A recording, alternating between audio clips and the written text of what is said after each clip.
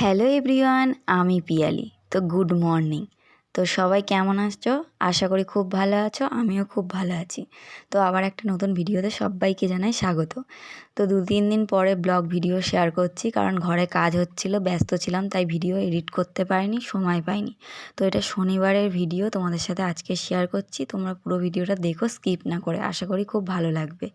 তো সকালে ঘুম থেকে উঠে বাইরের আবহাওয়াটা তোমাদেরকে দেখালাম। যেহেতু আগের দিন শুক্রবার রাতে ঝড় হয়েছিল খুব, সেই জন্যে সকালবেলা রোদ উঠেছে, দেখো কত সুন্দর লাগছে ওয়েদারটা।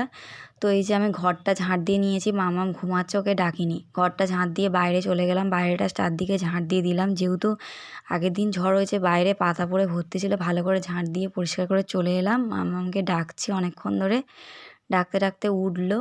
যেহেতু মামার আজকে ড্রয়িং ক্লাস আছে, ওই জন্য ওকে ডাকছিলাম, ওঠার জন্য। তো উঠলো ওর ডাকতে ডাকতে। তারপর ওকে বললাম ব্রাশ করে টয়লেট করে আসতে।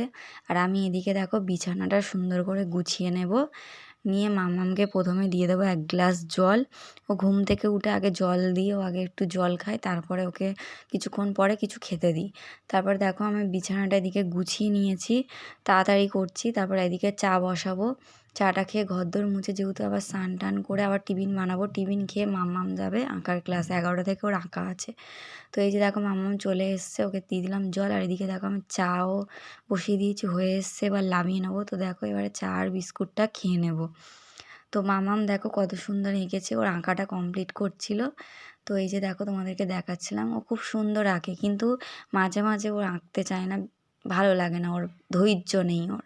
কিন্তু যখন মনে করে যে আঁকবে, খুব সুন্দর আঁকে। তো ওদিকে আঁকছে, আমি এদিকে দেখো ঘরটা মুছে নিলাম, ওর আঁকা হয়ে গেছে।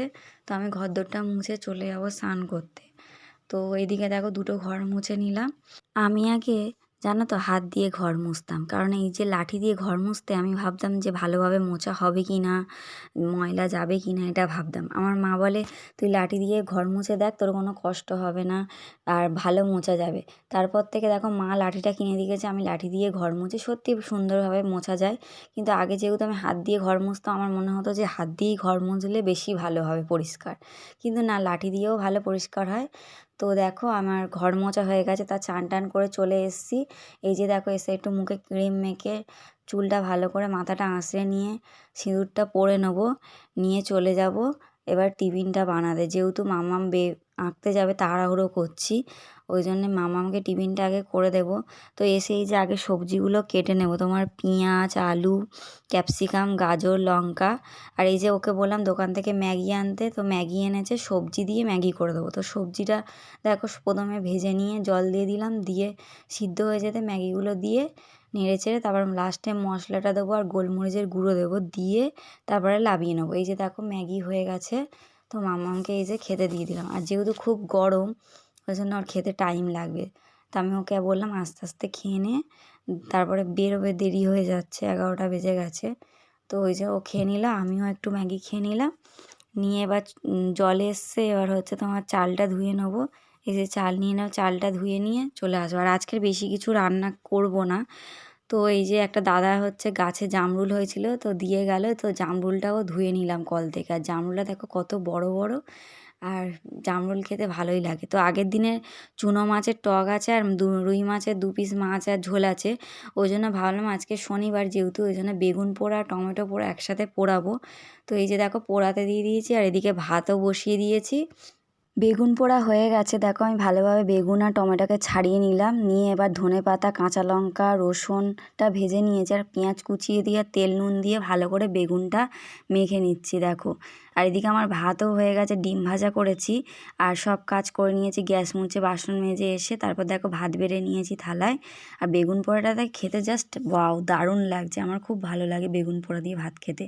আর এদিকে আমি মাছের ঝোল খাবো না বলে আমার জন্য ডিমটা ভেজেছি। তো এই যে মাম্মামকে খাইয়ে দিচ্ছি, আমিও খেয়ে নিচ্ছি।